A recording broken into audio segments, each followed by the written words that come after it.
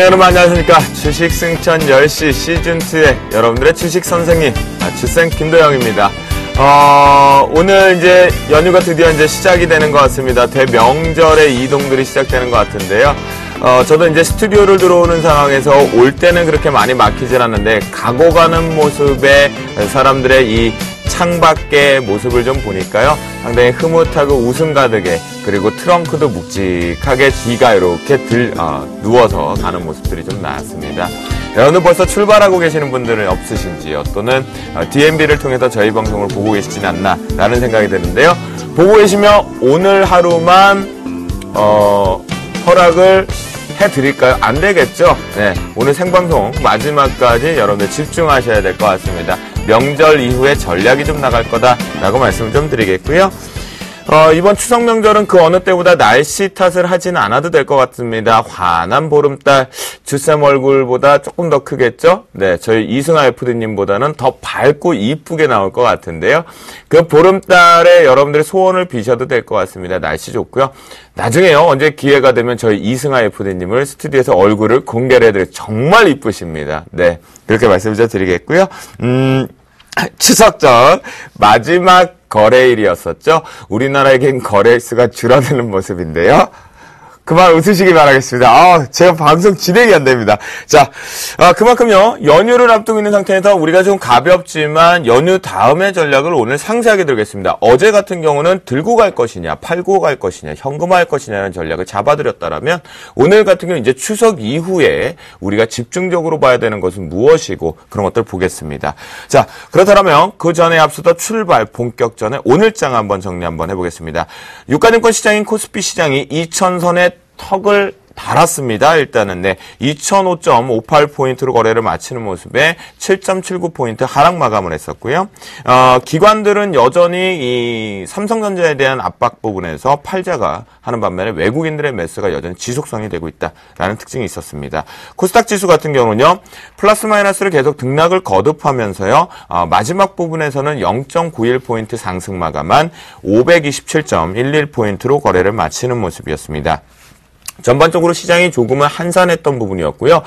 파생시장에서는 변동성은 생각보다는 좀 나았던 것 같습니다. 좀 편안하게 매매를 할 수 있었던 파생시장 아니었나라는 생각이 드는데요. 자, 지금부터 구체적으로 금일장 어떤 특징이 있었고, 그리고 어떤 것을 살펴보았셨는지 두 분 인사드리도록 하겠습니다. 야, 연휴 전에요, 여러분들 그래도 꼭 뵙고 인사하고 추석 이후 잡아주시겠다고 하는 우리 대표 젊은 오빠 두 분이 오셨습니다. 김용준 멘토, 남은우 멘토 오셨습니다. 안녕하십니까? 네, 안녕하십니까? 네, 어떻게 우리 남오빠님께서 먼저 인사를 좀 해주시겠습니까? 오빠야 보니 반갑지? 네. 네, 추석 명절 앞두고 있습니다. 잘들 내려가셨습니까? 아니면 지금 내려가시는 중이신가요? 일단 이 5일 동안요, 주식 완전히 잊어버리시자고요. 이 주식 쳐다보지 마시고, 오늘 우리 이 방송을 생방송으로 보시면은요, 5일 동안 편하게 안 보실 수가 있는데, 오늘 방송 끝까지 안 보시면은요, 5일 동안 계속 재방송 보셔야 됩니다. 그러니까 오늘 끝까지 보셔야 될 것 같습니다.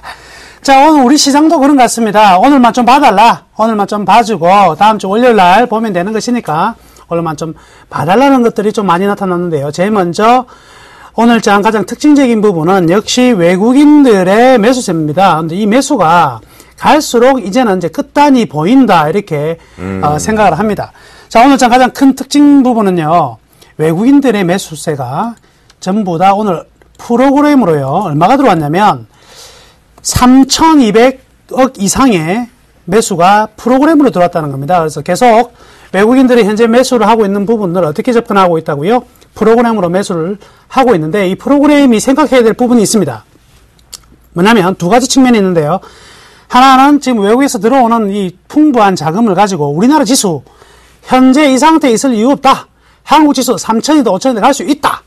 이 지수라면 얼마든지 질러내겠다 하는 시가총액 상위 종목의 장기적인 플랜을 가지고 매수하는 케이스가 있을 것이고요. 네. 또 하나는요, 오로지 선물과 연계되어서 선물의 차익과 비차익, 이 시장 전체를 들었다 놨다 많이 들어보시는 이야기죠. 예, 지금 그런 분위기로 나타날 가능성도 좀 크다. 이 두 가지 측면이 있거든요. 여튼 오늘 외국인들이 매수한 금액에서 대부분은 전부 다 프로그램 매수였다는 게 중요한 특징인데, 그러면 선물과 연계되어서 문제가 생길 소지는 과연 어떻게 우리가 판단할 수가 있느냐? 바로 이 부분이 되겠습니다. 지금 외국인들의 동향을 보시면은요, 지금 현물은 18일째 순매수죠. 어마어마한 순매수를 보이고 그렇죠. 있는데, 선물에서는 살짝 들락날락합니다. 네. 빨간색도 있고 파란색도 있는데, 이 8월 중순 이후의 흐름을 보면 선물이 현물을 갖다가 매수를 촉발시키는 일련의 흐름이 나타났어요. 선물에서 빵 사고 나면 그 다음 프로그램 매수가 급격히 들어오는 이런 흐름들이 나타났었는데, 이틀 동안 얘네들이요, 지금 드디어 선물에서 순매도가 나오고 있습니다. 순매도가 나타나고 있는 가운데, 자, 풋옵션 같은 경우에 3일 동안 전부 다 순매수가 들어오고 있거든요. 자, 그러면 이제는 선물이 프로그램을 땡기는 모습은 이제 거의 끝나갈 가능성이 많고요. 이제 확인만 하면 되겠네요. 과연 지금 들어온 프로그램 매수가 앞으로 우리나라의 장기 롱런에 대해서 들어오고 있는 매수인지, 아니면 선물에 의해서 움직인 매수인지는 이제 추석이 끝나고 나서 그 다음 주 되면 월요일, 화요일 정도면 결판이 날 것 같습니다. 본격적인 색깔을 드러내겠죠. 그 부분에서 이제 선물이 매도가 되는 부분에서 프로그램이 매도로 전환이 될 경우에는요, 이제 다시 한번 외국인들이 좀 매도로 방향을 턴할 가능성이 좀 많다, 이렇게 볼 수가 있겠고요. 그래서 오늘 장의 가장 큰 특징적인 부분은 네. 외국인들 3,900억을 샀지만 네. 결과론적으로 본다면 프로그램으로 3,000억 이상을 샀고, 반면 선물에서는 매도가 나온 부분과 이 풋옵션에서 신규 계약이 매수로 지금 3일 연속 들어오고 있는 부분들은 꽤 중요한 부분이 된다, 이렇게 볼 수가 있겠습니다. 그래요. 그리고 이제 조선 건설주들의 강세 굉장히 좀 두드러지고 있는데요. 현대중공업, 오늘 이제 저희가 이제 무료 방송하는 동안에 현대중공업에 대한 질의가 좀 많이 들어왔어요. 아하, 이 정도에 그렇군요. 팔아야 될 것인가. 근데 저는 지금은 예측하고 선매도를 하지 말고 확인하고 후매도 하자, 이렇게 말씀해 드립니다. 후매도라는 조금 더 것은 싸게 팔더라도. 네. 이미 꺾이는 모습을 확인하고 나서 팔자. 즉, 꺾이는 모습을 어떻게 확인할 수 있냐? 봉이 커져야 돼요. 음봉이, 큰 봉이 나오든지 아니면 비석이 나와야 됩니다. 비석형이라는 것은 가로로 이렇게 돼가지고요, 위로 이렇게 팍 세워놓은 거 있거든요. 그 비석형이 나오든지 음봉이 좀 커지는, 그날부터 떨어지는 것도 아니에요. 그런 모습이 나올 때부터 이제 매도 준비하시면 되거든요. 그래서 선매도 마시고 계속해서 가져가는 게 좋다. 그런데 오늘 좀 또 이 건설주와 이 조선주는 잘 갔는데 탈락한 종목이 있습니다. 지금 최근에 조금 상승세를 보일 가능성이 있었던 철강주들이 오늘 좀 탈락하는 모습이 그렇죠. 나타났거든요. 철강주들이 탈락하는 자리에서 누가 들어왔냐면 바로 유틸리티가 들어왔어요. 그래서 한국가스공사라든지 이 한전 같은 종목들로, 한전기술도 마찬가지고요, 유틸 쪽으로 들어오고 KTNG 등의 종목들도 진입이 되는 모습이 나왔거든요. 더불어서 이제 배당까지, 이 배당주 쪽으로도 매기가 들어온 거 보면 이제는 이 연말까지 방어주 쪽으로도 지금 좀 준비가 되고 좀 순환매가 도는 타이밍이 아니겠나, 이렇게 볼 수가 있겠고요. 코스닥은 좀 흐름이 좀 개별적으로 나타났던 것 같습니다. 그래서 LED 중심과 홈쇼핑주 정도만 강세를 보인 점이었고요. 전반적으로 오늘 장 가장 특징적인 부분은 이 정도로 하면 정리가 될 것 같습니다. 네. 나무란투님. 네. 오늘 방송 저희가 90분 방송인데. 아, 예. 네. 90분 방송인데 앞에서 웅 가셨어요. 그래갖고 정리가 벌써 너무 돼갖고. 예. 채널 고정하셔야 되면 잠깐 트시면 안 된다니까요. 네. 진짜. 안 된다니까. 그 안전운전 중에는 DMB는 잠시 꺼두시고 음성만 들으셔도 됩니다. 그래요. 나무란투님 네. 오빠가 되셨는데 확실히 화면으로 보니까요. 네. 얼굴이 훨씬 더 수렴해지셨거든요. 아니, 이게 제가 지금 간헐적 단식 하는데요. 네. 예, 좀 효과가 있긴 있어요. 근데 재밌는 그래요? 사실은요. 네. 지금 이제 무방에서 보시는 이 시청자분들께서 네. 이런 이야기를 하시더라고요. 얼굴이 참 좋아졌는데 거기에다가 파마도 하시고 네. 제 본머리입니다. 이거 파마가 아니고 곱슬이 좀 심해요. 네. 한 토큰 떨어지면 못 찾아요. 토큰 정말요? 아시죠? 네네네. 그래요. 아니, 근데 오늘 공개 방송에서 네. 정말 좀 웃겨드렸어요? 참여하신 분들? 제가 많이 웃었습니다. 그러셨어요? 우리 방은 뭐 항상 재밌습니다. 글쎄요, 저만 재밌는가요? 예, 많이 최대한 웃게 드리려고 하고 있습니다. 네, 알겠습니다.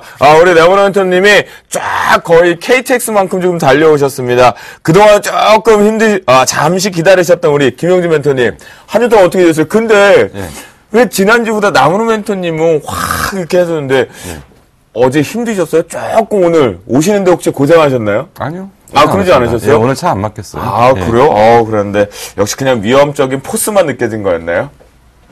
제가 좀 무거운가요? 네, 오늘 조금, 뭔가 이렇게 묵직한 아버지 같은 그런 느낌이 좀 있었고요. 큰아버지 같은 느낌이 있었습니다. 자, 오늘장 우리 특징 업종이나 종목군들이 있었으면 혹시, 네. 김영진 멘토 삼성전자를 시작으로 조금 네. 확인 좀 해주시죠. 일단 뭐, 한마디로 표현하면 이제 뭐, 서머스 랠리라고 할 수 있죠. 그러니까 지금 이제 알아야 될 사람들 너무 많아요. 그러니까 네. 뭐냐면, 버냉키 얘기 한참 하다가 예전에 이제 뭐 그 EU 뭐 그리고 이제 서머스 얘기까지 나오는데 사실 이제 서머스라는 사람이 굉장히 그 이제 그 통합 팽창 정책에 대해서 비관적인 시각을 좀 가졌던 사람인데 결국 이제 이 사람이 만약에 올라온다고 하면 무슨 얘기냐면 지금 이제 양쪽 완화 규모 축소나 이런 부분들이 확대될 가능성이 상당히 크다.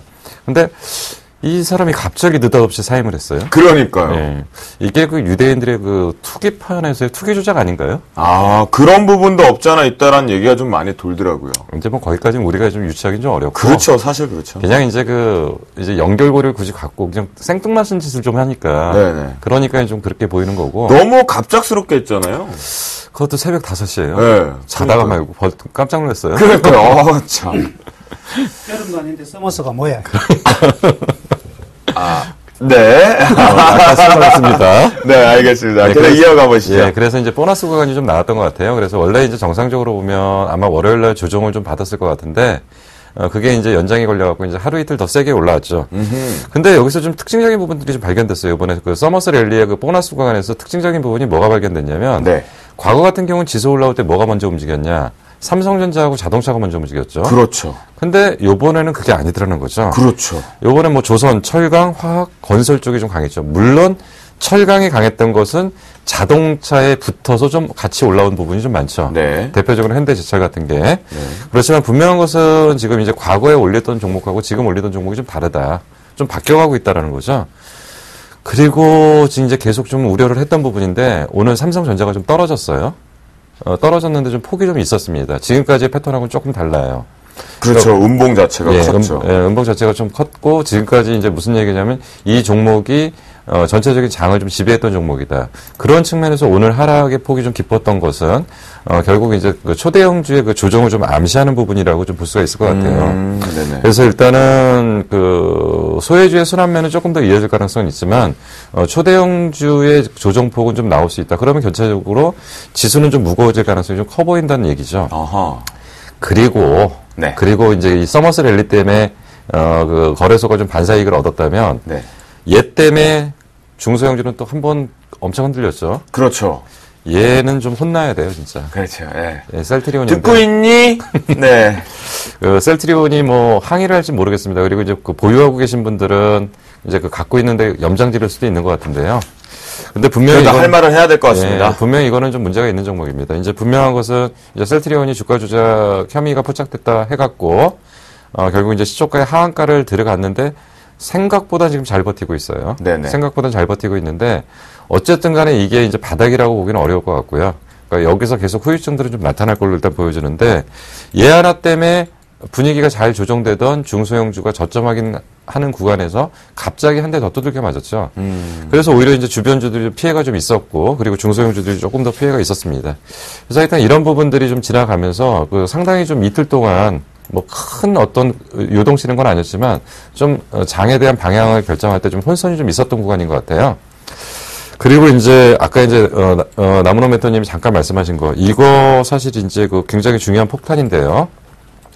지금 사람은 없고 기계만 돌아가요. 그렇죠. 예. 시장이요. 예. 예. 맞아요. 정말. 근데 이제 혹시 황금의 제국이라고 아시나요? 드라마 중에? 저 닮으신 분들 많이 나오는 거. 아니요. 그쪽은 아니고요. 예. 그렇게 정색을 하시면서 지금. 네, 알겠습니다. 네, 이거 네. 인정하겠습니다. 예, 황금의 제국에 나오는 네. 거에서 이제 그 주인공이 그런 얘기를 많이 하거든요. 어떤 얘기요? 외상값 갚아야 된다고. 외상값 갚아야 예, 된다. 외상값 갚아야 돼서 빨리 일을 좀 처리해야 된다고. 네. 근데 지금 외상값이 너무 많이 늘어나고 있어요. 지금 외국인들을 통해서. 프로그램 매수가. 그렇죠. 프로그램. 그 외상값 이거 누가 갚아야 되죠? 그러니까 이거 외상값 갚을 때 좀 후유증이 좀 나타날 것 같아요. 그렇죠. 본인들이 이제 다시 갚겠죠. 예, 근데 이제 아까 이제 나무노 멘토님 잠깐 말씀하신 것처럼 이제 콘텐코 상태에서 이제 이 이격이 좀 많이 벌어졌다가 오늘 기점으로 해서 이제 이 폭이 많이 줄어들었어요. 그렇죠. 어제부터 조금 만져지기 시작했죠. 예. 2.9 평가에서 지금 예. 1점대까지. 1.6까지 지금 좀 내려온 것 같은데 이제 네. 그러면 프로그램 매수가 좀 들어오는데도 한계가 있을 거고요. 근데 여기서 물량 안 봐도 좀 못 올라가요. 그렇죠. 근데 쌓인 물량이 지금 더 많다는 거죠. 그렇죠. 점점 좀 늘어나고 있죠. 그러다가 여기서 콘텐코 상태에서 백오데이션으로 전환이 되면 이 프로그램 매도로 전환될 거거든요. 그렇죠. 이거는 굉장히 위험한 문제가 좀 될 것 같아요. 그래서 지금 이제 다음 주에 만약에 백오데이션으로 전환한다. 백오데이션으로 전환할 수 있는 계기들은 지금 많아요. 왜냐하면 이제 FOMC 회의라든지 기타 등등 여러 가지들이 있는데. 그렇죠. 저는 지금 제일 우려하는 게 이제 사실은 대형주들은 올라올 만큼 올라왔으니까 니들은 그냥 가만히만 있어라죠. 그리고 나머지가 좀 움직여야 되는데 얘네들이 또 분위기를 어떻게 할 거냐. 그래서 이제 백오데이션의 어떤 방향들이 앞으로 좀 어떻게 나타날 거냐. 이 부분이 조금 우려는 좀 되고 있어요, 지금. 그렇군요. 그래요. 전체적으로 지금 살짝 저희가 오늘장 점검을 좀 해보니까요. 전반적으로 이제 두 분 모두 다 이 서머스에 관련된 분의 단기 이벤트성의 우리나라가 수혜 영향력이 상승 쪽으로 좀 지속이 되었다. 하지만 조금 들어보는 내용을 좀 보니까요. 주쌤도 눈치가 좀 있어서 그런가 뭔가 이제 조정 준비 가능성도 좀 열어둬야 되지 않나라는 생각이 든거든요. 오늘장 점검을 여기서 좀 간략하게 좀 마무리를 지어보고요. 지금부터 본격적으로 심축 분석을 좀 들어가겠는데요. 순환매 장세의 지속적인지 또는 이 외국인들 그리고 이번 명절에서 어제도 살짝 다루어지겠지만 심층적으로 이것만큼은 우리가 결과가 어떻게 나는지 순간순간에 명절을 보내면서도 확인해 볼 사항들은 무엇인지 지금부터 본격적으로 금일장의 이슈앤토크 출발합니다.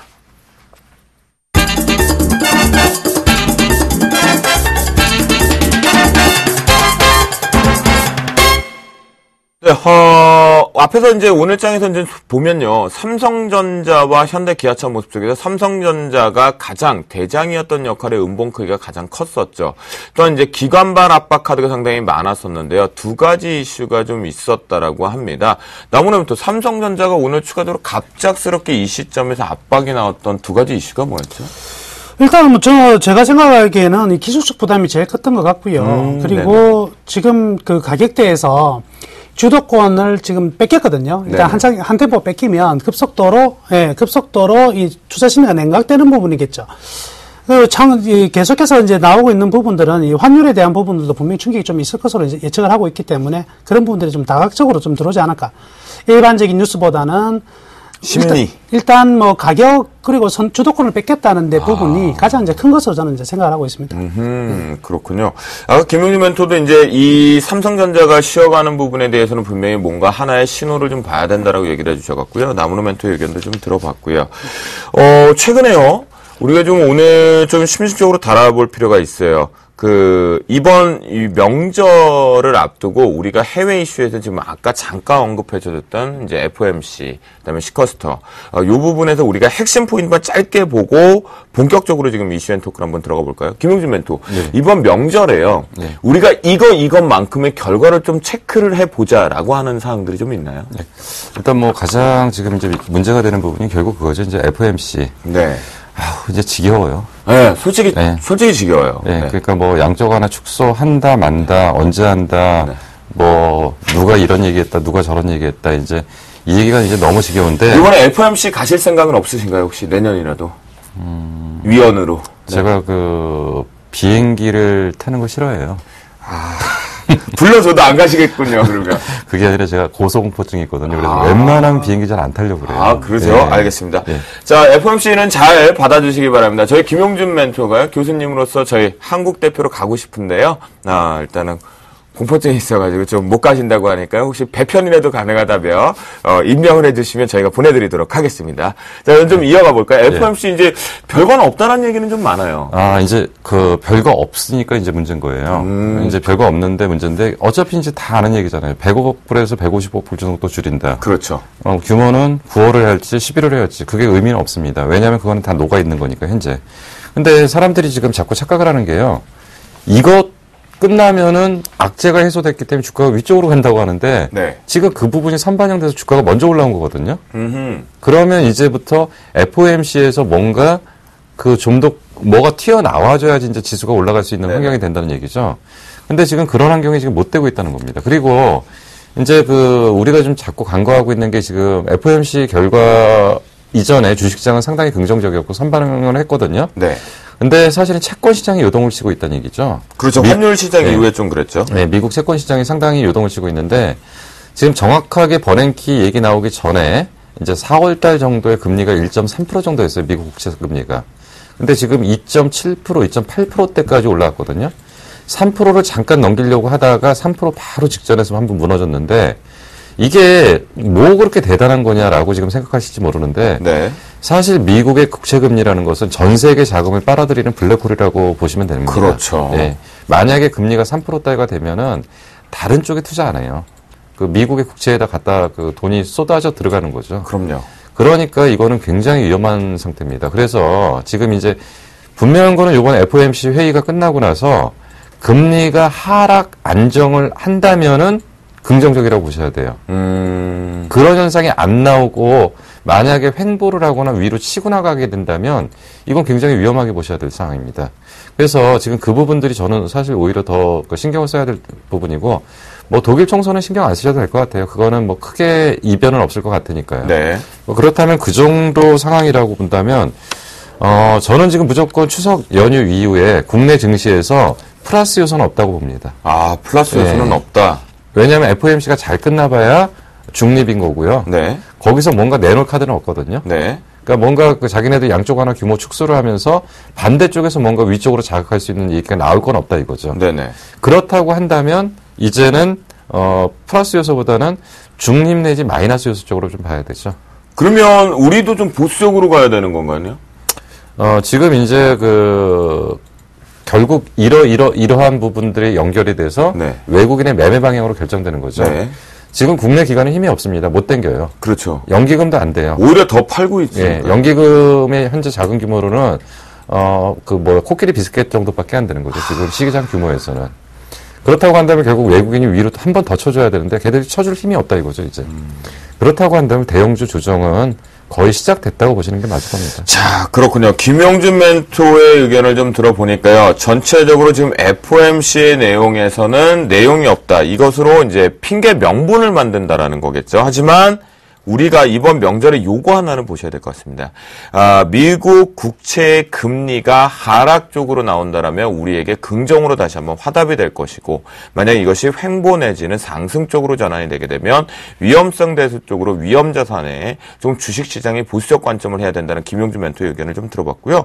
자, 그러면요, 나무는 멘토, 요번 이제 명절에 지금 미국 같은 경우는 동시 만기일이 좀 들어와 있고요, 금요일 날. 그리고 또 이제 전반적으로 독일발 이제 결국은 다시 한번 수장에 대한 경계론 부분을 이제 결론이 나잖아요, 정치적인. 이 부분은 영향력 별로 없을까요? 예, 저도 김윤주 멘토님하고 똑같이 독일의 정치적 부분들은 전혀 문제가 없을 것 같습니다. 다만 이제 미국의 FOMC도 큰 내용은 없는 것 같거든요. 근데 이제 우리가 이제 이 불확실성이 지나고 나서 다음 주 충격받을 수 있는 부분은 바로 이 중국 증시 부분인 것 같습니다. 지금 차트를 보시면은요. 네. 오늘 중국 증시가 2% 하락했거든요. 네. 근데 지금 한동안 우리가 중국 증시가 회복된다 따라온 적이 8월 달부터요. 9월 초까지는 사람들이 전부 다 중국 증시를 아침에 개장하는 시간에 맞춰 10시 반에 전부 다 중국 증시 어떻게 되나 하고 쳐다보고 있었단 말이죠. 그렇죠. 저도 그랬어요. 네. 그렇지만 그 기간이 어느 한순간부터 사람들이 중국 증시를 안 보기 시작합니다. 자, 항상 조심해야 될 건 이런 부분이죠. 지금 왜 소재 산업재 섹터들이 이렇게 강하게 갈 수 있느냐면 바로 중국 경기 회복에 대한 기대감입니다. 글로벌 경기 회복에 대한 기대감이거든요. 네. 그걸 제일 먼저 보여주는 게 바로 BDI 지수. 지난번에 보여드렸죠. BDI 지수고요. 또 하나가 중국 증시가 그게 화답하면서 상승했던 부분이 있었거든요. 근데 지금 보시면 둥글게 떨어지는 모습이 지금 조정이 나오고 있고요. 거래량도 지금 수축이 되고 있는 부분인 것 같습니다. 즉 중국 증시가 이번 우리 연휴 기간 동안, 물론 중국도 이제 연휴가 들어가는 상황이지만 차후에 추가적으로 떨어진다면 이 소재 민감주, 산업주 같은 경우에도 여기 이 부분을 좀 뒤늦게 맞을 가능성이 많아요. 뉴스는 바로 나오지 않습니다. 어느 뉴스도 오늘 중국 증시가 2% 떨어진 거에 대한 뉴스는요, 전혀 없어요. 거의 없었어요. 그렇지만 이런 부분이 항상 뭐예요? 지나고 나면 나온다고요. 지나고 나면, 야, 중국 증시 이렇게 떨어졌나? 이런 이야기가 나오기 전에 네네. 여러분들이 살펴야 될 것이고요. 그래서 제가 보고 있는 부분은 이 중국 증시가 살짝 미끄러져 내려간 부분이 결국 우리나라 증시에서는 FOMC라든가 독일의 정치적 리스크보다 좀 더 큰 상황으로 다가올 가능성이 크다. 저는 이렇게 생각하고 있습니다. 그래요? 그러니까 나무노멘토 얘기를 좀 들어보니까요. 결국 이제 미국의 이제 만기 일에 대한 영향력 또는 이제 독일의 이제 총선 결과의 영향력보다는 네. 중국 쪽의 영향을 잘 봐야 될 것 같다라고 얘기를 좀 해주신 것 같아요. 네, 그래서 맞습니다. 자, 그럼 여러분들은 이제 연휴에 이 두 분, 우리 젊은 오빠부 두 분과 함께, 오빠분들과 함께 이제 결정을 딱 지신 것 같습니다. 연휴에도 두 가지만 체크를 하시자고요. 자, 첫 번째, 뭐죠? 약속하셔야죠. 미국채의 금리의 동향만 좀 체크하자. 자, 단순하게 이렇게 보자고요. 지금 기준에서 밑으로 떨어진 하락에는 우리에게 긍정, 그리고 위로 올라갈 거나 옆으로 횡보하면 부정. 요거 하나만 좀 체크해 보시면 추석 이후에 큰 그림을 그리실 수가 있겠고요. 또한 나무노 멘토의 의견을 좀 들어보면 미국 부분의 영향은 김용준 멘토의 의견과 동의를 하고 중국 시장을 잘 보자. 중국이 어느 순간에 저 중요한 추세 하단선을 이탈할 경우에는 조심해야 된다. 특히 경기 민감도 이렇게 얘기해 주셨으니까요. 연휴에 이 두 가지만 체크하시면 되니까요. 언제 체크하신다고요? 일요일 날 미리 집에 오셔서 쉽게 이제 조금 피로를 푸시면서 출근 준비를 하실 때 그때 뭐 핸드폰이라든가 또는 인터넷을 통해서 확인을 해보시면 좋을 것 같아요. 아시겠죠? 그 두 가지 핵심하시면 또 그것도 적었다고 또 채널 네 그래요. 자 이제 중요합니다. 앞으로 오늘 좀 중요한 내용이 있었고요. 이제 여러분들이 추석 이후에요. 본격적으로 잡아야 될 업종들이 좀 생겨난 것 같습니다. 오늘장 같은 경우는 중국의 환경 문제를 대두시키면서 또다시 친환경 관련된, 친재생에너지 관련된 쪽의 종목군들의 움직임들이 최근에 가장 소리 소문 없이 레간자처럼 지금 올라오고 있는 모습들이 포착이 됐거든요. 도대체 왜 이런 모습들이 나오고 있었으면 향후 추가적인 상승세 가능한지 추석 이후에 우리도 트레이딩 관점을 잡아야 되는지 한번 보겠습니다. 김용준 멘토, 어떤 이 대체 에너지 쪽이 상당히 집중력을 가지고 지금 상승을 주도했죠? 지금 일단 순환이었어요. 네네네. 순환이었고요. 네. 제일 처음에 시작은 이제 풍력에서 했습니다. 그러니까 풍력이 올라올 때 그 사람들이 이제 제일 헷갈렸던 게 뭐냐면 이게 풍력 관련 쪽으로 움직이는 건지 조선 기자재 쪽으로 움직이는 건지 그렇죠. 아무래도 헷갈렸어요. 네, 피팅 업체니까요. 예. 근데 가만히 따져보면 요번에 상승폭이 가장 컸던 것들이 뭐 동국 SNC 같은 거라든지 네. 뭐 태웅이라든지. 근데 사실 얘네들은 뭐를 하는 데냐면 그 동국 SNC 같은 경우 윈타워라고 해갖고 이제 우리가 보면 이제 프로펠러 같은 거가 이제 그 풍력에서 돌아가는데 그 밑에 어떤 기반을 만드는 그 큰 덩어리를 만드는 쪽을 하는 회사이기 때문에 얘네들은 단조업체로 그러니까 그 피팅 업체나 그쪽으로 보기는 좀 어렵죠. 그러니까 분명한 것은 요번에 이제 움직였던 거는 풍력 관련주로 좀 움직이면서, 몇몇 종목들이 좀 강하게 움직였었어요. 태웅이라든지 아까 말씀드린 동국 SNC, 그리고 이런 것들이 좀 움직였는데, 자, 그러면 이제 우리나라에서 과연 이제 풍력 관련 쪽이 크게 어떤 부각이 될 수 있느냐. 그렇게 본다면, 사실 우리나라는 가만히 생각하면은 풍력 발전소를 만들긴 좀 어렵겠죠? 그 강원도가 보니까 조금 있긴 있더라고요. 프로펠러 네덜란드 느낌이 조금 들긴 들던데, 근데 그게 사실은 아직까지 자가 발전하기에 양이 되게 적다 그러더라고요. 그러니까 우리나라는 워낙 바람 양이 적기 네, 때문에. 그러니까요. 그래서 이제 원래 추진했던 게 이제 해안 쪽으로 나가서 바닷바람을 이용하자라는 게 원래 아니었던 거죠. 네네네. 근데 이제 사실 우리나라는 그거보다는 결국 이제 거기 이제 기자재들 납품하는 쪽. 그러니까 네. 이제 그 풍력 발전에 들어가는 장비들 납품하는 쪽이 이제 있는데 근데 문제는 뭐냐면 우리나라들이 이쪽에 이력이 많지가 않다는 거죠. 네네. 이력이 많지 않아서 해외에서 유럽이나 중국 쪽에서 이제 그 물건을 받아주는데 그 기업의 이제 업력들이 좀 많지 않다. 그래서 이제 다소 이제 태양광 쪽은 이제 테마성으로 좀 움직이고, 네. 사실 꾸준하게 움직이는 거는 이제 단조 쪽에 이제 조선 기자재 쪽으로 좀 움직이고, 해양 플랜트 기자재 쪽의 어떤 종목들이 중심으로 움직이겠죠. 네. 그리고 아직까지는 이쪽에 이제 확실한 실적 추이가 좀 나타나진 않는데, 일단 이번에 분명히 순환면을 한번 돌았어요. 네. 순환면을 한번 돌았던 것이 일단 긍정적이었던 거고요. 풍력이 딱 돌면서 바로 이어받은 데가 어디냐면 태양광 쪽이에요. 그렇죠.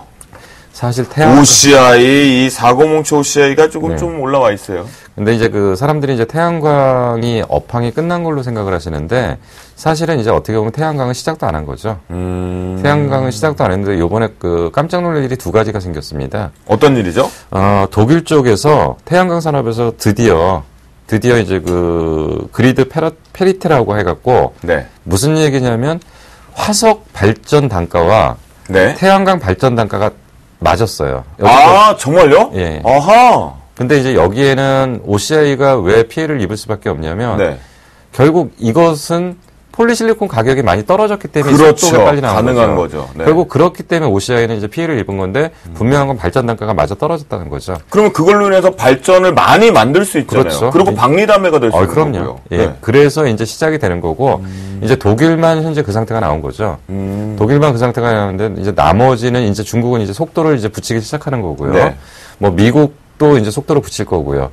근데 결국 이제 그 중간에 이제 그 어떤 부분이 좀 가세가 돼야 되냐면 얘네들이 그 이 상태가 되니까 그 다음에는 그 인프라 구축 쪽으로 간다라는 얘기를 계속적으로 말씀드렸던 거죠. 그래서 뭐 전력 저장 장치라든지 이런 부분들 잠깐 저 준비된 화면이 나오는지 모르겠는데요. 지금 이제 그 ESS 적용해 갖고 나오는 화면들이 준비가 될지 모르겠습니다.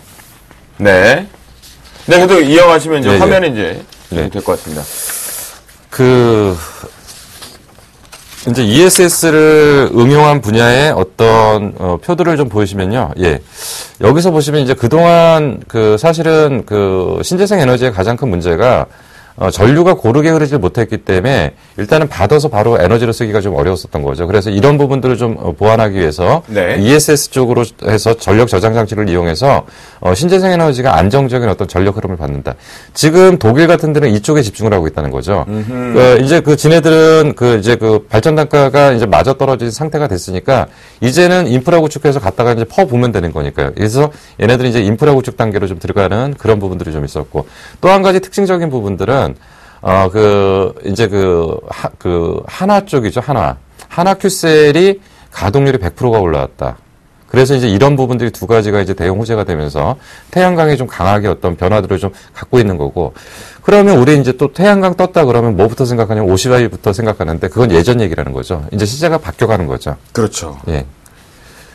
그게 이제 결국 이제 에너지라는 게 그런 것 같습니다. 지금 나오고 있는 이야기들이 뭐 1년에 뭐 태양광이다, 풍력으로 나눠지는 게 아니고 큰 그림이 하나 그려지는 것 같아요. 그렇죠. 에너지라는 것에 대한. 특히 이제 친환경에 네네. 이제 뭐 다양한 에너지가 계속 돌아가면서 뭐 항상 테마라는 게 엮여지면 저는 항상 세 가지라고 얘기를 하는데, 하나는 뭐냐면 건강입니다. 사람 몸에 관련된 거. 그래서 약이냐 바이오냐 이쪽으로 넘어가는 게 하나가 있고요. 네. 하나가 놀자입니다. 어떤 방식으로든지 인터넷을 하든지 휴대폰을 하든지 게임을 그렇죠. 하든지 스트레스는 풀어야 되니까요. 놀자고요. 그리고 나머지가 이런 걸 받쳐주기 위한 에너지거든요. 그러니까 에너지가 이제 뭐 석탄에서 석유로, 그리고 원자력에서 지금 이제 새로운 에너지가 지금 나타나고 있는 부분인데, 사실 이 태양광이나 이 풍력이나 먼저 하면 스타트를 끊기 위한 약간 시그널이 있었어요. 그 시그널을 저는 이제 뭐라고 생각했냐면, 결국 2차 전지 스타트 될 때, 이거는 에너지 전반적으로 다 봐야 되는 문제다 생각했고요. 역시, 태양광이든 풍력이든 거기에서 절대 끝나지는 않을 겁니다. 아까 김용준 멘토께서도 말씀하셨다시피, 결국엔 저장장치가 필요하게 연결되는 부분인 것 같습니다. 그래서, 네.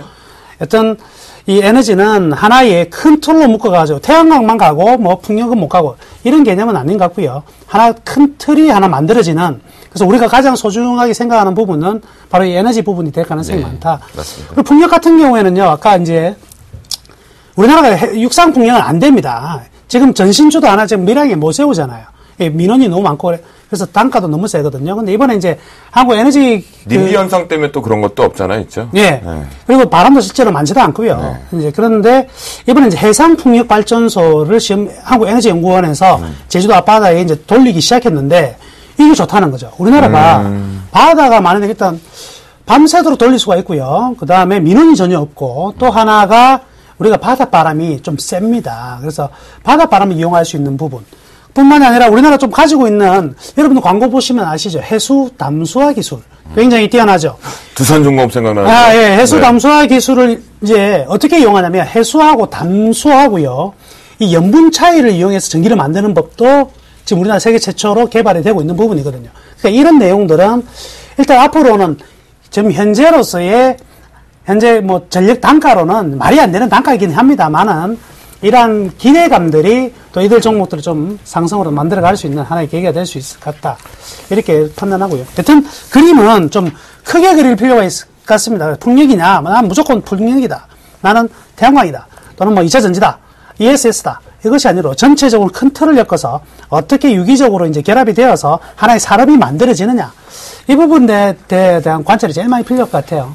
그러면, 네, 두 분 얘기를 좀 들어보니까 풍력으로 그러니까 2차, 아마 요런 것 같아요. 2차 전지로 시작이 돼서, 이것이 풍력 쪽으로 갔다가 태양광으로 갔다 이렇게 순환매가 좀 된 것 같거든요. 예, 예. 그 속이라면 이제 조금 정리를 한번 해볼게요. 김용준 또 뭐 더 하실 얘기 좀 있으시면 좀 이어서 이제 아까 이제 말씀하셨던 이제 풍력하고 이제 뭐 원자력하고 태양광인데 네네. 이제 제일 문제가 그거예요. 그 메가와트당 발전 단가. 근데 이제 풍력이 이제 한 54유로 정도 들고요. 네네. 원자력이 38유로, 태양광은 한 260유로 정도 드니까 네. 발전 단가 측면에서는 지금 태양광이 뒤처질 수밖에 없는 잘 거죠. 뒤처지네요. 근데 사실은 이거는 이제 아까 말씀드린 것처럼 이제 계속 발전 단가가 떨어지니까 지금 계속 치고 나오거든요. 이건 이제 이런 부분들이 이제 나타나고. 근데 이제 원자력이 지금까지 제일 좋았다라고 얘기를 했는데 문제가 터진 게 있죠. 그래서 이제 그 부분들의 위험성이 좀 노출됐는데. 오늘도 그 오염수들 엄청 얘기 많이 나오더라고요. 근데 정확하게 따지면, 엄밀하게 따지면 풍력이 발전 단가는 제일 낮습니다. 왜 그러냐면 풍력이 54유로가 된다고 했고 원자력이 38유로가 된다고 그랬잖아요. 네, 그렇죠. 근데 문제는 뭐냐면 원자력은 공사 기간이 10년이 들어요. 한 기를 만드는 데 있어서. 그러니까 엄청난 초기 투자 비용이 든다는 얘기죠. 근데 풍력은 2, 3년이면 돼요. 그러니까 초기 투입 비용과 메가와트당 생산 단가를 다 손익분기점 자체가 그럼요. 상당히 뛰어나네요, 예. 풍력이. 그러니까 이제 사실 바람량만 제대로 조정할 수 있다면. 근데 이제 아쉬운 건 우리나라가 이게 안 된다는 거죠. 그리고 또 우리나라가 태양광으로 갈 수 있냐. 우리나라 햇빛의 양이 안 되잖아요. 그렇죠. 예. 그러니까 사하라 사막에다 까는 거하고 우리나라에서 까는 거하고 비교가 되겠습니까? 그래서 그렇네요. 이제 우리나라는 어쨌든 간에 이쪽의 발전소 개념 쪽보다는 장비 쪽이나 인프라 구축 쪽의 방향으로 좀 가야 될 거고, 네. 이런 방향들이 좀 나타났을 때 우리의 어떤 신재생 에너지의 방향들이 좀 그림이 나올 가능성이 상당히 크다는 거죠. 결국에는 이제 국내 시장은 너무 협소한 시장인데 그동안에 이제 독일 쪽 유럽만 바라보고 있었거든요. 근데 우리나라 이제 이런 태양광 관련 종목들이 좀 올라가는 이유 중에 하나가 아무래도 이제 시장이 지금 미국이나 일본 쪽으로 이제 다변화가 되고 중국도 그렇고요. 또 특히나 이제 중국에서 미국의 이제 폴리실리콘 가격에 대해서 좀 처음에는 이런 반덤핑 관세를 매기게 되니까 일단 우리나라의 기업들은 전부 다 수출로 이제 먹고 사는 부분, 전체적인 파이는 좀 커지지 않을까요? 그렇죠. 네. 당연히 커질 거고, 근데 이제 그게 있죠. 그러니까 사실은 지금 유럽이 쏟아 붓고 싶었죠. 네. 쏟아 붓고 싶었는데 워낙 상황이 안 좋았잖아요. 네. 근데 얘네들이 이제 조금 이제 죽었다 살아났거든요. 네네. 이제 쏟아불 준비를 하는데 어차피 얘네들도 이제 그 싸움인 것 같아요. 에너지 못 잡으면 죽는다. 좀 그렇죠. 최고의 화두인 것 같습니다. 지금 에너지 전쟁이 2007년에 한번 처음에 나왔다가 유가가 네. 143달러까지 올라간 네. 때 제일 많이 나왔었거든요. 네. 다시 이제 100달러. 잠깐만요, 두 분. 얘기 안 끝날 것 내용이 좋은데 얘기가 안 끝날 것 같아요. 솔직히 말씀드리면, 이게 왜냐면 풍력의 단가와 태양광의 단가와 이 원자력의 단가, 사실은 기회비용 대비를 정확히 체크를 해야 돼요. 김영민 멘토님이 잘 짚어주신 상황인 것 같거든요. 이대로는 지금 안 끝날 것 같습니다. 제가 또 사례가 좀 걸려요. 그래서, 자, 그럼 우리 일단은 결론을 좀 내보고 가자고요. 이 친환경 대체 에너지를 우리가 추석 이후에도 집중해서 봐야 될까요, 김영준 멘토님? 저는 네 파트를 다 봐야 된다고 봅니다. 네 파트를 다 네. 봐야 된다. 풍력, 태양광, 2차 전지, 그리고 LED까지. LED까지. 그래요? 자, 그러면 우리 나무는 멘토는요? 일단은 좀 한판 쉬어가지 않겠나 생각합니다. 한판 쉬어가지만 올해 안에는 반드시 잡아야 됩니다. 다시 잡아야 된다는 거죠. 저는 뭐 풍력, 태양광, 2차 전지, ESS 이 부분까지는 반드시 잡아야 된다. 이 종목 없이 올해 여러분들의 계좌 승천할 수 없다. 이야, 그래요? 알겠습니다. 자, 김용준 멘토는요, 4가지의 업종을 다 봐야 된다고 했거든요. 그럼 구체적으로 종목군을 좀 볼까요? 종목군을 일일이 나열하기는 상당히 어렵습니다. 너무 많지만 핵심적인 부분에 요 종목들의 흐름을 잘 보면서 업종이 가는지를 보자. 그렇죠. 그러니까 이제 태양광 하면 우리가 알고 있는 OCI보다는 아까 말씀드린 것처럼 오히려 이제는 한화가 날 것 같아요. 한화케미칼이요? 아하. 오히려 날 것 같고 이제 네네. 뭐 2차 전지와 삼성 SDI하고 LG화학이 대립인데 네. 지금 오늘은 LG화학이 강하게 떴지만 사실은 2차 전지의 매출 비중은 LG화학이 좀 적죠. 그렇기 때문에 사실은 2차 전지가 많이 성장한다면 삼성 SDI 쪽이 유리하겠죠. 그렇죠. 뭐 이제 이런 식으로 할 수는 있지만 이거 세부적으로 강론으로 들어가면 오늘 안 돼요. 네. 못 끝나요. 이거 만약에요. 자, 일단은 제가 조금 말씀을 드리는데요. 만약 이 친환경 대체에너지 관련된 갑론을박을 가서 종목까지 흐름을 쫙 짚어드리면요. 두 분이 저하고 약속에 이렇게 셋이서요. 네. 2박 3일 콘서트를 하는 게 차라리 더 좋을 거예요. 그죠? 어떻게 생각하세요? 콜. 그러니까. 그죠? 콜. 자, 김영준 회사님은요. 아니, 조금 강한 얘기를 해야 되는데 앞에 코라 해버리니까 그 다음에 다음 생각이 안 나요. 그러니까, 이거 뭐 다 이해할 수도 없고, 그래요. 분명히 그런 것도 필요할 것 같으니까요. 저희 주식 승천팀이 여러분들과 한 발 다가갈 수 있다면 이런 갑론을 박을 수 있는 그런 이벤트성의 캠프도 좀, 힐링 캠프도 좀 만들어 보겠습니다. 자, 그러면, 2차 전지 쪽은 워낙 많이 알려져 있고, 종목군들 쪽에서, 그럼 LED 쪽에서는 이 종목만큼의 흐름을 좀 잘 보자 하는 거 있으신가요? LED에서 사실 가장 중심축은 뭐냐면 지금 이제 그 LED 모듈이나 LED 조명 쪽은 아닙니다. LED 조명은 최종적으로 조명이 나오는 거고요. 사실은 LED 쪽에서 가장 우선은 뭐냐면 소재 쪽이에요. 소재 쪽인데 소재 쪽에서 대표 종목은 사파이어를 갖고 해야 돼요. 그래서 사파이어 테크놀로지가 소재 쪽에서는 그 태양광의 OCI 같은 역할을 한다라고 보시면 됩니다. 네, 그렇군요. 사파이어 테크놀로지 가장 집중적으로 했고요. 네. 저 같은 경우는 이제 항상 이게 히든 챔피언이라는 게 있거든요. 있죠. 절대 이제 앞에서는 처음에 지금 드러나고 있는 우리가 알고 있는 좀 풍력, 태양광, 2차 전지 그리고 ESS, LED 같은 경우 또 김준주 멘토님이 전문가시니까 네. 또 그쪽 파트가 있고. 네. 이게 다 우리가 지금 알고 있는 데에서는 절대 대장조가 안 나올 것 같습니다. 그래서 진짜 승부조는 저 밑에 숨어 있다가 네. 튀어나오는데 결국 이게 아까 제가 말씀드린 하나의 에너지라고 보면 에너지를 만들어내는데 뭐 친환경 관련해 폐기물도 있고 여러 가지가 있거든요. 그러면 아직까지 에너지 하면 대표적으로 따로 있는데 지금 너무 조용하다는 거죠. 무슨 종목입니까? SK 이노베이션. 그래서 SK 이노베이션에 대한 연구나 그리고 차후에 지금 나타나고 있는 내용들이 어떤 건지 계속 좀 살펴봐야 되지 않을까. 네. 저는 이렇게 생각하고 있습니다. 아, 그래요. 그러면 이렇게 되면 될 것 같아요. 여러분, 자, 결정이 났네요. 명절 때 푹 쉬시고요. 김명주 멘토가 친환경 에너지 관련된 4가지 업종을 또 보자라고 했단 말이죠. 풍력, 태양광, 2차 전지, LED라고 했단 말이죠. 그러면 지금 대장 종목군들 몇 개 이후에 나무누 멘토가 또다시 이 중에 우리가 알고 있는 거 말고 다른 게 나올 것이다라는 얘기를 좀 했거든요. 그럼 이제 두 분을 샘플러스를 통해서 찾아가갖고 막 해내야 되지 않을까. 분명히 여러분들 계좌 승천하는 부분에 이 친환경 에너지는 필요한 거 같습니다.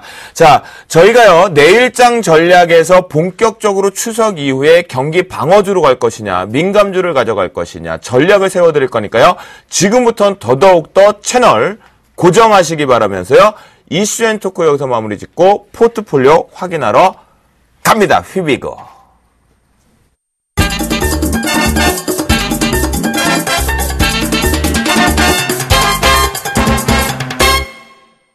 네, 먼저 우리 멘토분들의 포트폴리오, 오늘 여러분들이 아시는 바와 같이 시즌2에 대한 포트폴리오가 모두 다 마감되고 마지막 방송으로 진행이 됩니다. 그래서 운영 원칙 먼저 살펴드리면서 본격적으로 확인해 보겠습니다.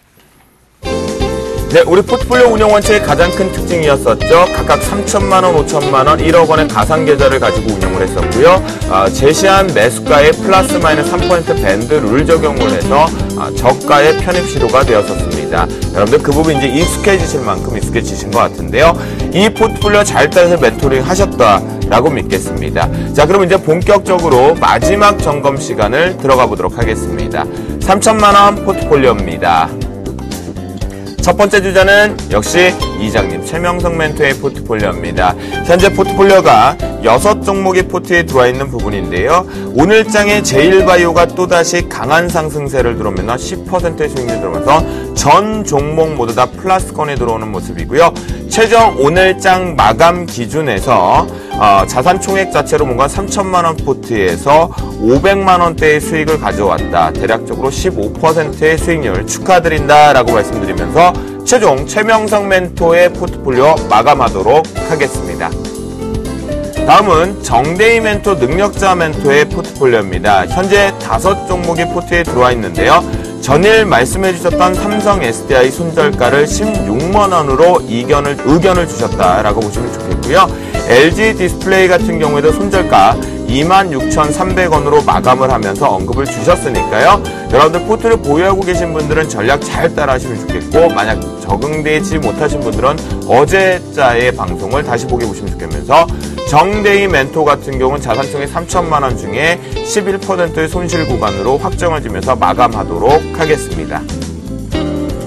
네, 우리 셜록 홈즈 정재훈 멘토의 포트폴리오인데요. 쌍둥이 아버님이 지금 명절을 새러 먼저 좀 떠나신 상황입니다. 코오롱 생명과학과 이수화학이 현재 포트에 들어와 있는 모습인데요.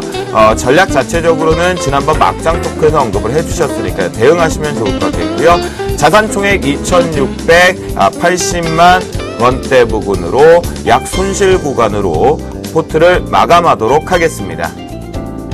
네, 저희 시즌2의 마지막 3천만원 포트로 투입되신 예병군 멘토의 포트폴리오인데요.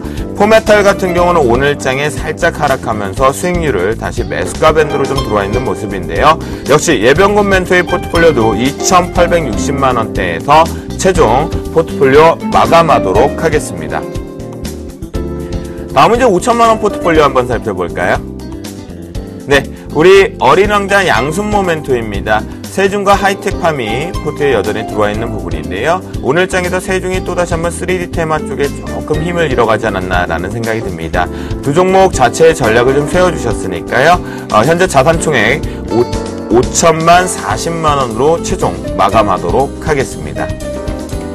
금일 출연하신 나무로 멘토의 포트폴리오인데요. 금일장에서 LG U+가 아쉽게도 손절가를 터치했습니다. 저희는 칼같이 지킨다라고 말씀드렸죠. 저가가 11,550원이 되면서 손절가 11,800원 터치하면서 손절 처리됐기 때문에 잠시 뒤에 점검 시간에 최종 확인을 하고 포트폴리오 마감하도록 하겠습니다. 다음은 이상로 멘토의 포트폴리오입니다. 우전 해남단과 파트놀 지금 포트에 있는 부분인데요. 두 종목보다 오늘장에서 조금 아쉬운 부분이 도래됐었는데요. 역시 이상로 멘토 역시 4,860만원대에서 포트폴리오 마감하도록 하겠습니다.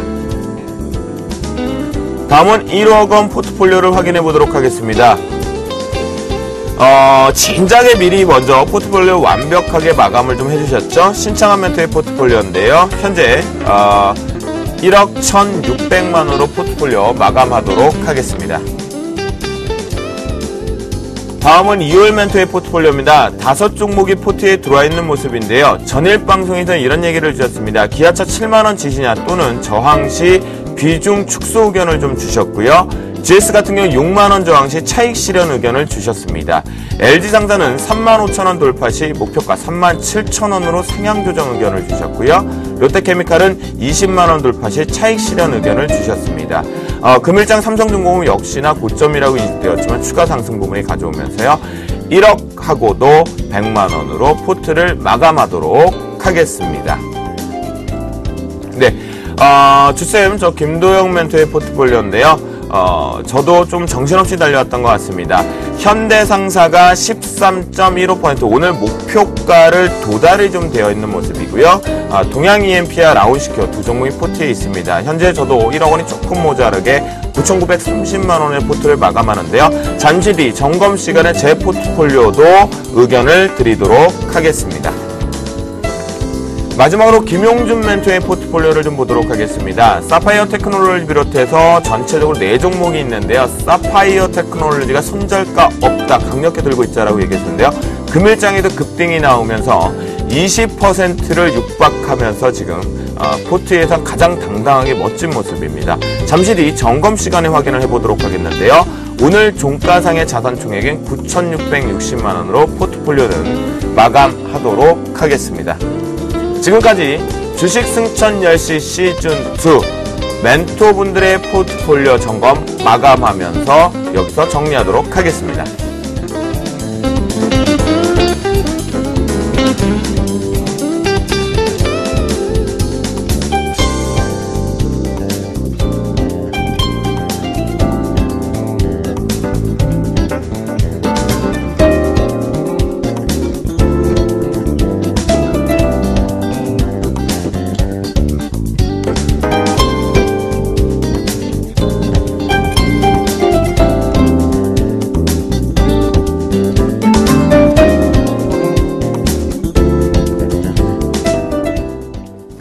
그래요.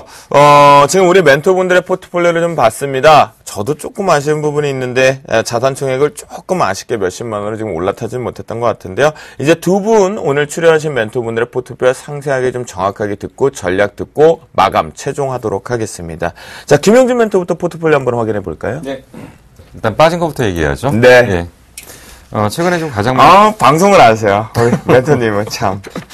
최근에 이제 가장 많이 빠진 게 이제 인프라웨어입니다. 네. 근데 이제 제가 지난 시간에도 뭐라고 말씀드렸냐면 저는 특정 종목의 어떤 수익을 보여드리는 것도 목적이지만 좋은 종목을 발굴해서 말씀드리는 것들도 방향이라고 말씀을 드렸고요. 저도 맞다고 생각합니다.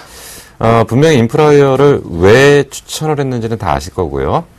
분명히 이제 그 스마트폰에서 이제 계속 말씀드렸던 게 지금 이제 삼성전자가 문제가 되는 게 이제 그 스마트폰이 웬만큼 보급이 됐기 때문에 더 이상 성장성이 없다라는 쪽이고, 그 다음에는 그 스마트폰이 다 보급되고, 대부분 손에 쥐고 있다면, 그 다음에는 여기에 관련된, 콘텐츠 쪽에 보강이 분명히 있을 거다.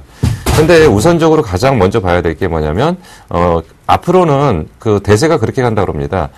집에 있는 PC보다도, 노트북보다도, 스마트폰보다도 시장이 더 크게 열리는 게 어디냐? 결국 태블릿 PC 쪽이라고 합니다. 그러면 태블릿 PC 쪽이 가는 과정에서 특히나 지금 이제 그 밖에서 활동하는 사람들이 많다. 그렇다면 이 모바일 환경에서의 어떤 그 사무 오피스에 대한 프로그램은 절대적으로 따라가야 될 부분입니다. 그래서 이 부분은 지금 서서히 이미 그 시작이 된 거고요. 이거에 대한 속도가 확대되는 게 결국 올해는 탭의 성장이 확대되는 시기이고, 거기에 맞물려서 가장 큰 수혜가 예상되는 쪽이 특히나 콘텐츠 쪽에서는 사무용 오피스 쪽이라고 그런 거죠.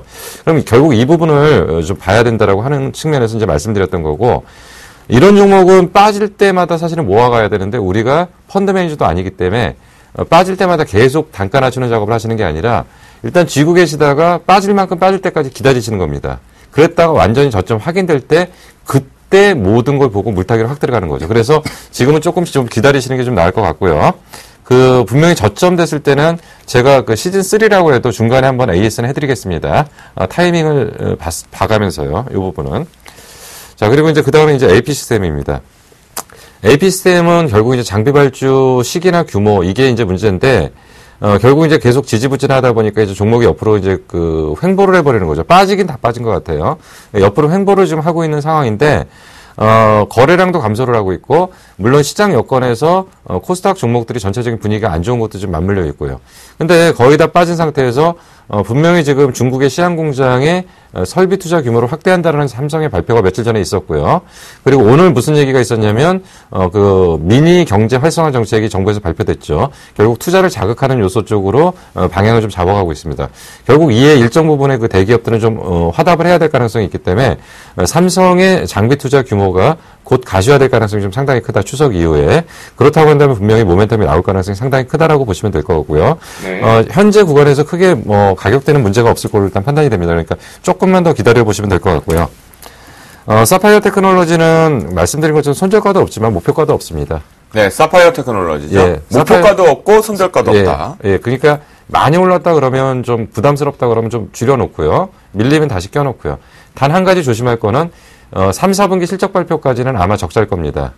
근데 곧 항상 그 사파이어 테크놀로지는 어떤 특징을 보이냐면 좀 올렸다가 실적 발표 시즌쯤에서 주가를 좀 내리는 작업들이 있더라고요. 그러면 9월 말에 실적 발표 9월 말에 실적이 끝나면 이 회사는 정확하게 언제 발표를 해야 되냐면 10월 15일이 아니라 10월 말일까지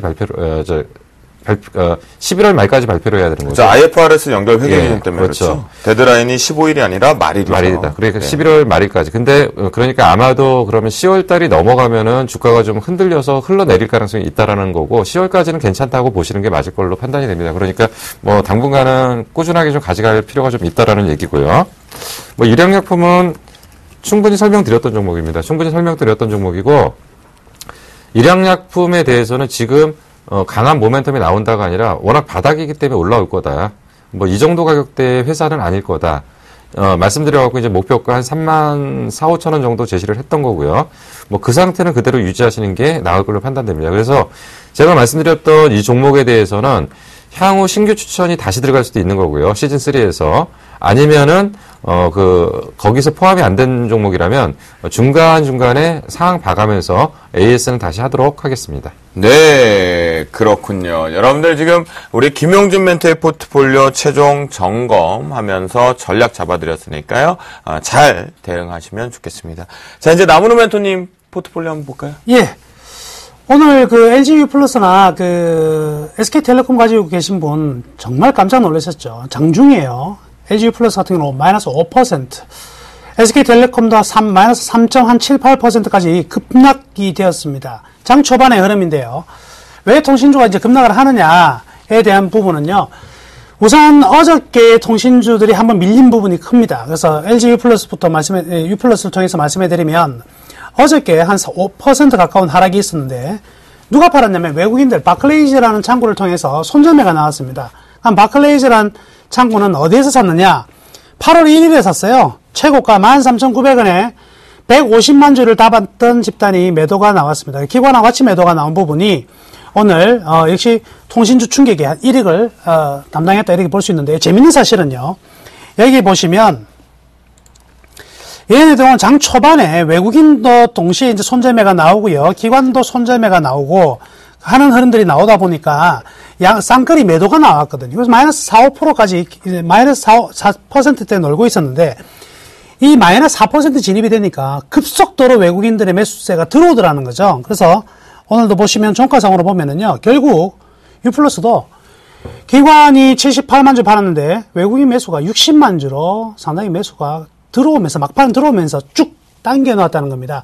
이것은 LG U+뿐만 아니라 SK텔레콤도 마찬가지거든요. 그럼 지금 통신주들의 악재가 있느냐? 악재 없습니다. 그러면 어떻게 이렇게 가격이 흘러내리느냐? 첫 번째는 기관의 매도, 기관의 한정적인 자금 하에서 경기 민감주로 빠른 템포로 옮겨가는 과정 속에서 매도가 나온 부분입니다. 그래서 기관들의 이탈, 그리고 외국인들 같은 경우에도 지금 프로그램만 외국인들이 사고 있지 나머지는 강하게 사고 있지 않거든요. 프로그램은 어디에 있습니까?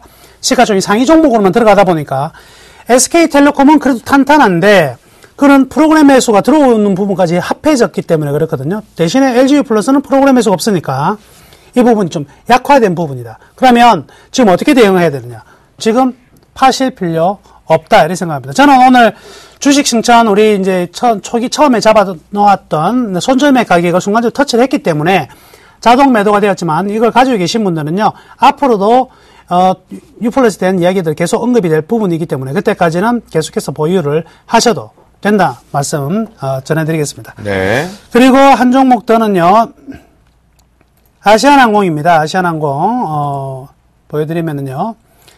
일단 제가 아시아나항공을 추천할 때 사실은 제가 노림수가 있었는데요. 그것은 바로 대한항공이 쉬고 나서 나오면서 점핑이 될 것이다. 이 부분입니다. 그래서 짝을 이뤄가지고 대한항공 같은 경우에도 지금 나오자마자 칼하고 분리되자마자 일단 점핑이 된 상태거든요.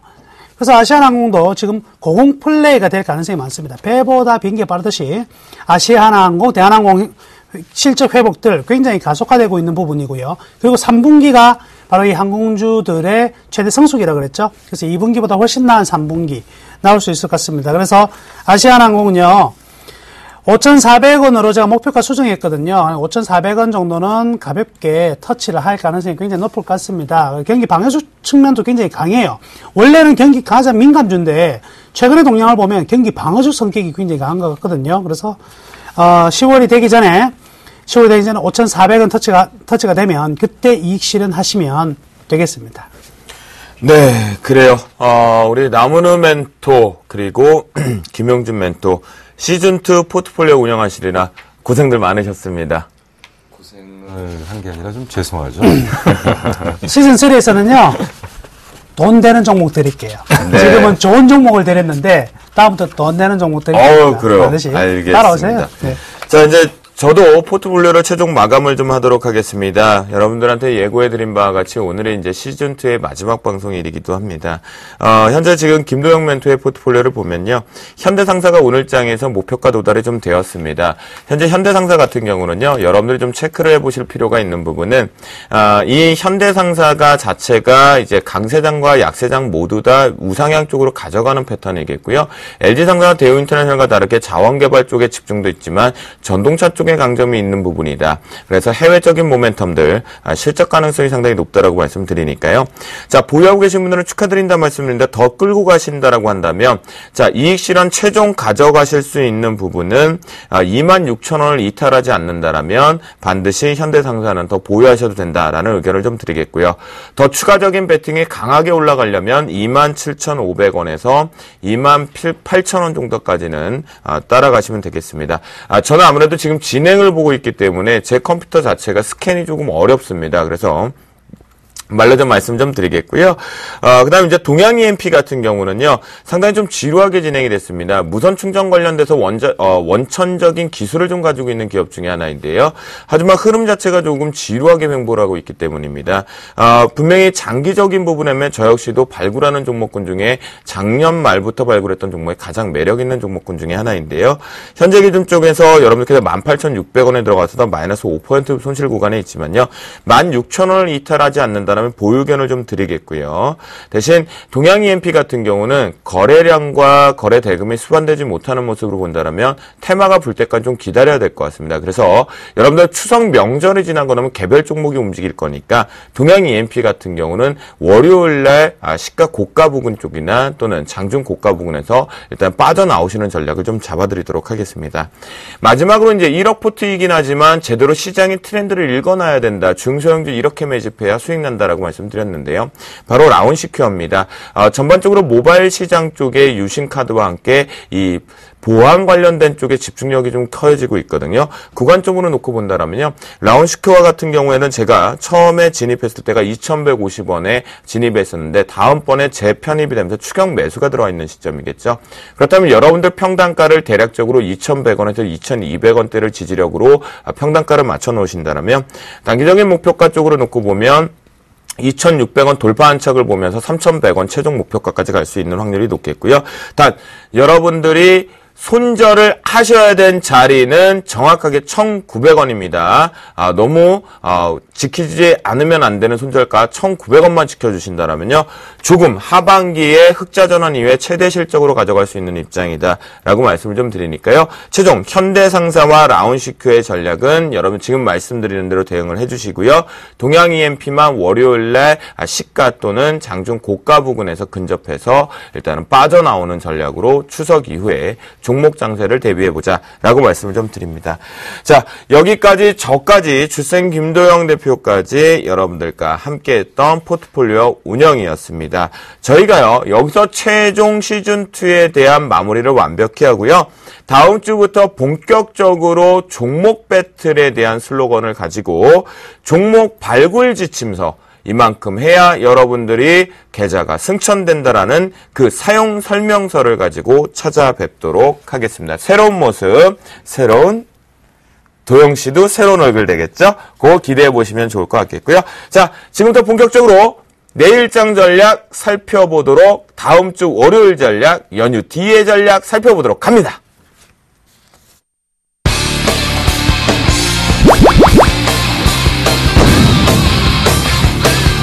증권 투자의 연습은 없다. 실전이다. 주식 조교 돌격 앞으로 남은 원장입니다.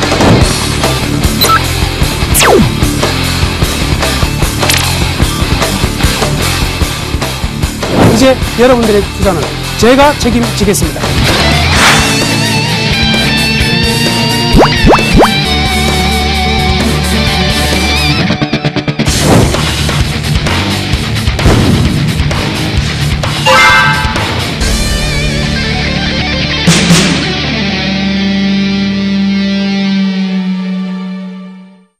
네, 내일장 흐름 정확하게 좀 살펴볼 필요가 있는데요. 지금 글로벌 증시와 야간 선물 시장이 또다시 정신없이 달려가고 있습니다. 금일장 신한금융투자의 글로벌 사업부 김상섭 연구원께서 연결되어 있다고 합니다. 김상섭 연구원님 안녕하십니까?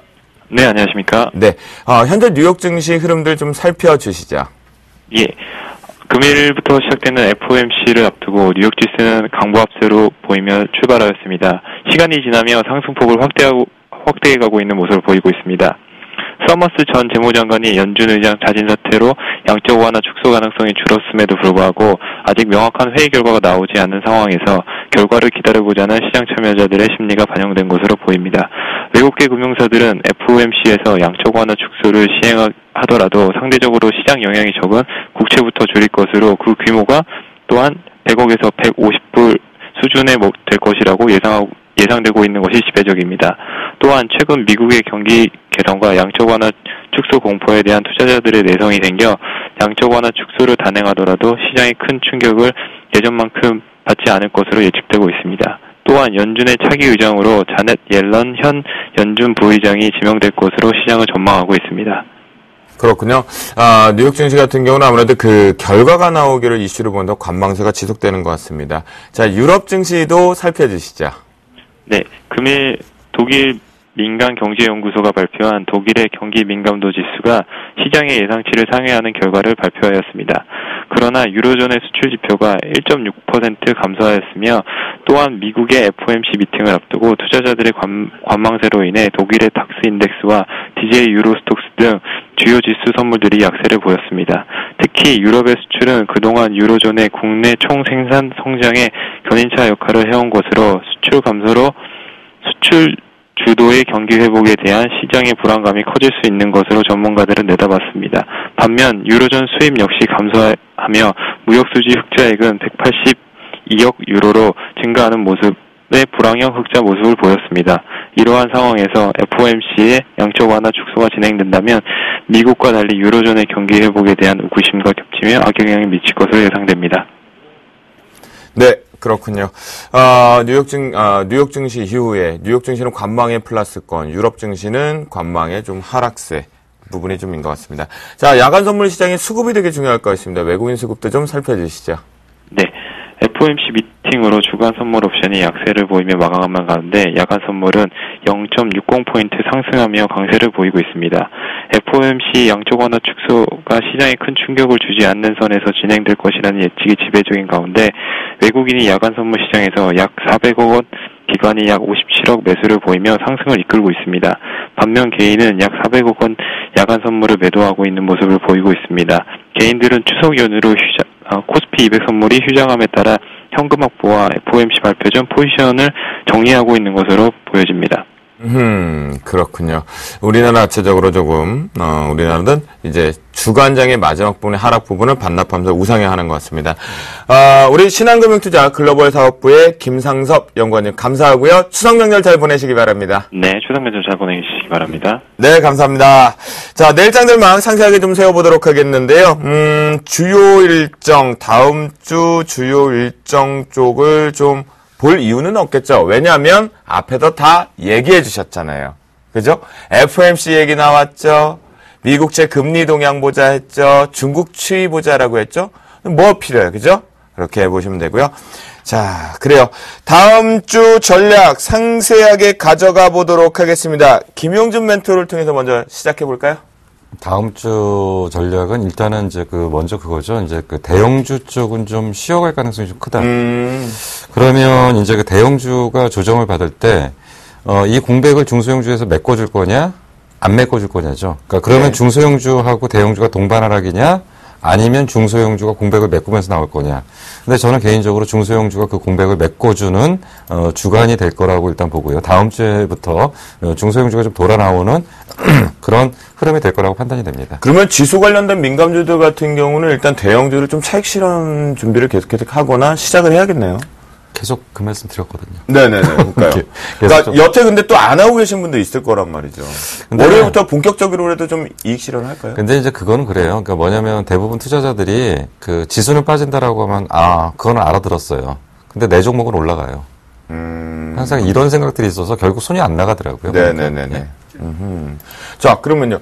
나오는 멘토는 일단은 다음 주 전략 좀 세워볼까? 경기 민감주냐, 경기 방어주냐도 좀 중요할 것 같아요. 어떻게 김용준 멘토와 같이 지수 관련된 대형주, 민감주들은 네. 좀 차익 실현해야 된다, 지수 관련주. 네, 지금 저는 2020포인트 쉽게 뚫어내지는 않을 것 같고요. 네. 무서운 게요. 지금 이게 그림을 보시면은요, 이게 프로그램 차익 매수 잔고 자체가요, 4조입니다. 그래서 불사조. 예, 4조가 되면은 불같이 달아올랐기 때문에 팔자. 불사조. 이거거든요. 네. 그럼 지금 올해 평균적으로 얼마예요? 3조대입니다. 3조대였다가 여기 보시면 순간적으로 8월 달에 보시면 이 빨간색과 이 파란색의 간격이 굉장히 좁죠. 이게 3조 이하로 떨어졌을 때거든요. 네. 근데 여기 앞으로 가다 보면은요, 4조 때가 또 한 번 있었긴 있었는데, 언제였냐면 6월 달입니다. 6월 달. 그러니까 외국인들의 매도가 강하게 일어나는 지점이 4조 때부터 축소가 되었었거든요. 그래서 우리 월요일, 화요일 날 이 프로그램의 부분은요, 역시 선물로 이루어서 나오는 부분이거든요. 조금 조심해야 되지 않을까라고 생각을 하는데요. 무엇보다도 하나의 충격은, 자, 이거 같습니다. 저는. 지수 충격이 오느냐, 아니면 지수가 박스권을 유지하면서 조금씩 찌글댈 것이냐가 굉장히 중요한 것 같아요. 지수가 점진적으로 이 조정을 받으면, 저는 김용준 멘토님이 아까 제시한 의견처럼 동일하게 중소형주에 대한 수렴에 굉장히 가파르게 들어올 가능성이 많을 것 같고요. 대신에 지수가 급락이 들어오게 되면 중소형주 더 많이 떨어진다. 그래서 원래 가지도 못한 놈이 죽을 때는 제일 빨리 죽는다. 제가 항상 이렇게 얘기를 하는데, 지수가 급락이 들어온다면 그럴 가능성이 생기게 되는데, 네. 지수 급락의 출발은요, 삼성전자부터 출발할 가능성이 많거든요. 근데 삼성전자 미래 한 대 맞았어요. 네. 미래 한 대 맞아가지고 삼성전자의 이 지지권 가격은요, 134만원 정도 생각을 하거든요, 저는. 여기까지 순간적으로 떨어지더라도 지수가 동반적으로 급락할 가능성은 별로 없을 것 같고요. 조금씩 미끄러져 내려가지 않겠나. 그러고 나서 미끄러져 내려가게 되면 사람들에게 착각을 준단 말이죠. 왜? 조정이다. 그래서 다시 갈 거야 라는 믿음을 심어주고 나서 빵! 한두 번 당한 게 아니죠. 우리 이런 거 좀 많이 당해봤죠. 바로 이런 가능성이 높습니다. 그래서 일단은 다음 주는 이 방어주 정도의 대형주도 괜찮을 것 같고요. 지수가 조금씩 하락을 한다면 중소형주 쪽으로 역시 코스닥 종목들 쪽으로도 종목별 개별 장세는 충분히 나올 수 있는 자리가 아니겠나. 대신에 그 다음 지나고 나서 이렇게 조정이겠지 싶어가지고 들어오는 개인과 기관이 강하게 매수가 들어왔을 때 선물로부터 파생으로 출발되는 이 매도가 나타난다면 시장은 다시 한번 충격이 들어올 가능성도 분명히 있다.